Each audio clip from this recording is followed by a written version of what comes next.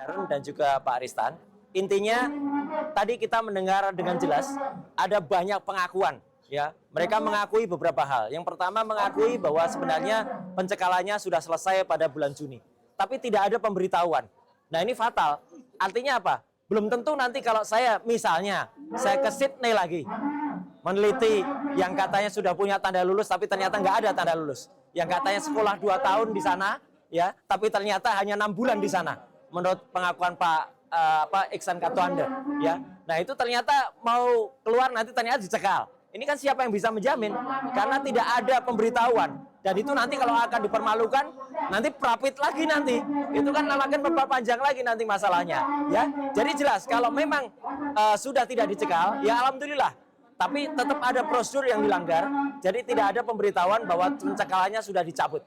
Sehingga itu akan bisa digunakan sewaktu-waktu untuk mempermalukan kalau misalnya itu tidak ada pemberitahuan, mereka akan bisa ngeles. Kan belum diberitahukan, suratnya masih ada, misalnya begitu. Yang kedua adalah surat pemberitahuan SPDP yang kemudian tidak pernah diterima oleh saya. Memang tidak pernah diterima. Dan mereka tadi mengakui bahwa itu hanya masalah internal, administrasi. Nggak boleh begitu, internal administrasi. Tadi sudah jelas, ada putusan Mahkamah Konstitusi yang itu harus disampaikan.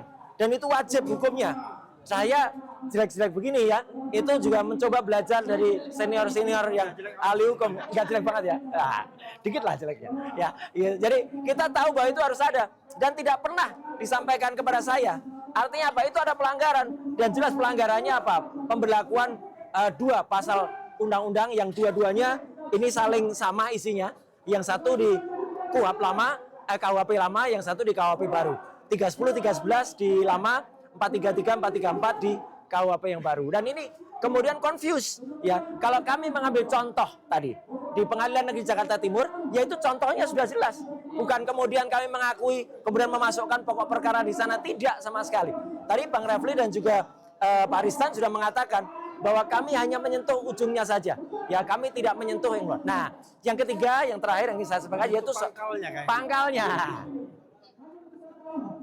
Bagian luarnya saja. Nah, yang ketiga yang ingin saya sampaikan adalah bagian soal boros.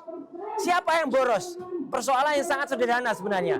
Tinggal tunjukkan saja dari awal, ya, kayak yang dilakukan oleh Pak Arsul Sani di dalam negeri. Saya juga tunjukkan waktu itu ketika ada orang ribut-ribut, orang nggak punya legal standing, Roy Suryo nggak punya ijazah S3, ya, saya langsung tunjukkan. Oh, mereka sekarang ribut lagi, kebingungan kayak cacing kepanasan, lapor lagi, ya.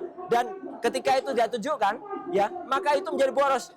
Siapa yang boros, ya? Harusnya cukup menunjukkan ijazah, malah bikin reuni-reunian, ya, bikin acara-acaraan, mengundang banyak orang, bahkan 712 barang bukti, yang kemudian UGM harus kemudian mengumpulkan sekitar 500 barang bukti.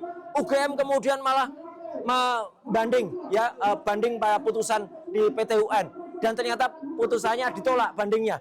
Ini kan boros di sana, ya kan? Siapa yang bikin boros kalau bukan orang tadi, ya? Jadi artinya kita bisa lihat, ya, siapa yang bikin boros dalam perkara ini itu sudah jelas. Kami tidak boros, bahkan 2 kali pra peradilan kita semua patuh hadir, ternyata pihak turut termohon sempat tidak hadir 2 kali, ya. Itu siapa yang bikin boros kemudian kita mundur ke belakang, ya, akhirnya kita ulangi lagi. Dan pra peradilan itu tidak mudah, ya. Saya sangat mengapresiasi tim hukum saya luar biasa ini, ya, yang tiap hari, teman-teman juga lihat juga, ya, hari ini baru kita terima tadi, kita nanti jam 3 sore, itu masih lumayan jam 3 sore. Biasanya kita diminta untuk menjawab jam 1 atau jam 2 siang. Harus mengumpulkan lagi namanya replik, ya. Tapi mereka jawabnya dupliknya besok, ya. Jadi masih ada waktu. Tapi nggak apa-apa lah, itu adalah putusan dari hakim tunggal. Jadi kalau saya ingin menyatakan, kami tidak melakukan pemborosan. Yang melakukan pemborosan adalah orang yang selama ini memang sukanya membolak-balik main kartu sana sini, ya, itu yang boros. Yaitu orang yang kemudian dipanggil si Jack.